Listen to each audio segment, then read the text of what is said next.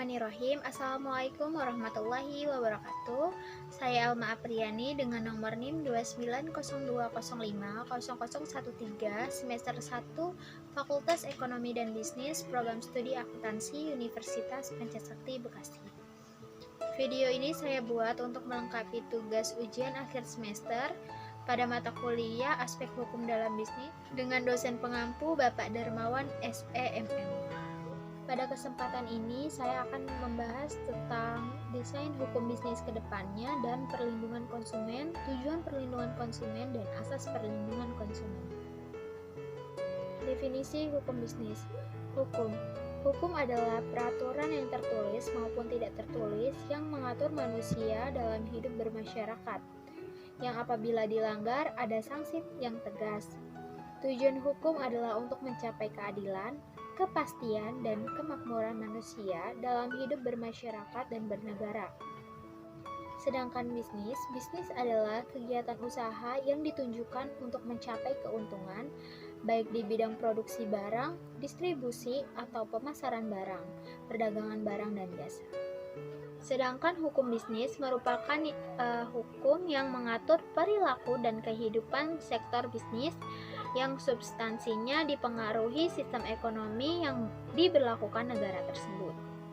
Harapan hukum bisnis yang pertama, menciptakan kepastian dan stabilitas. Yang kedua, mendukung efisiensi dan produktivitas.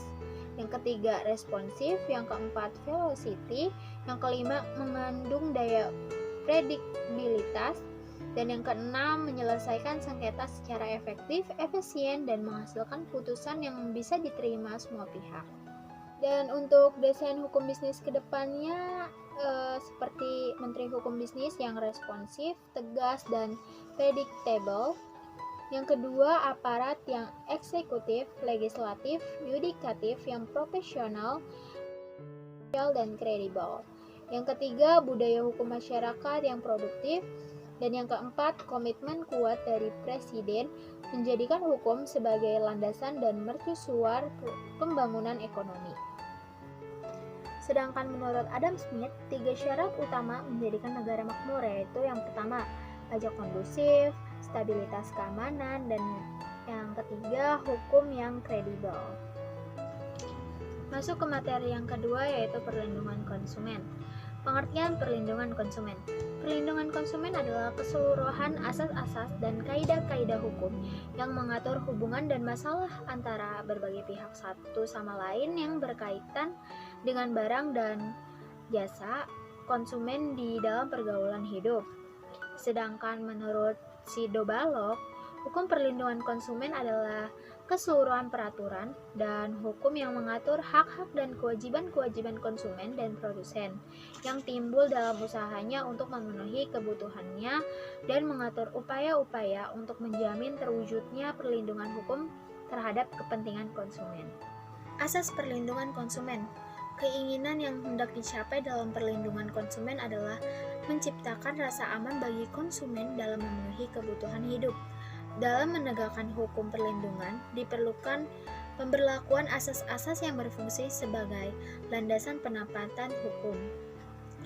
Asas perlindungan konsumen diatur dalam Pasal 2 UU PK 8/1999, yaitu yang pertama, asas manfaat, yang kedua asas keadilan, yang ketiga asas keseimbangan, yang keempat asas keamanan dan keselamatan, dan yang kelima asas kepastian hukum. Tujuan perlindungan konsumen.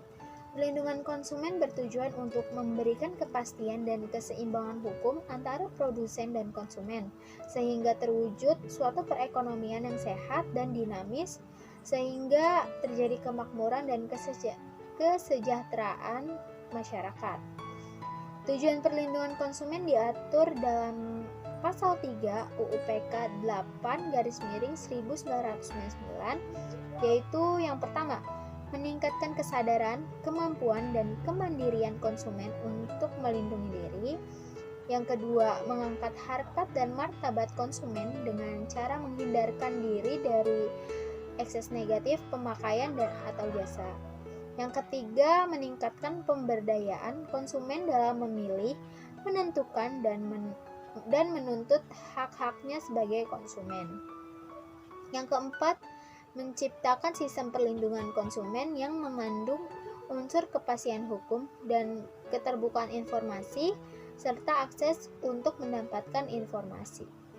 Dan dapat saya simpulkan bahwa perlindungan konsumen memang wajib harus diterapkan agar konsumen merasa aman dan nyaman dengan hasil dari produksi bisnis yang sedang dijalankan. Dan untuk tujuan perlindungan konsumen menurut saya agar bisa selalu menjadikan produk bisnis yang bermanfaat dan aman, serta menjadikan bisnis kita berjalan dengan prosedur atau aturan yang lebih terstruktur dalam hukum yang berlaku. Sekian video kali ini, semoga bermanfaat. Wassalamualaikum warahmatullahi wabarakatuh.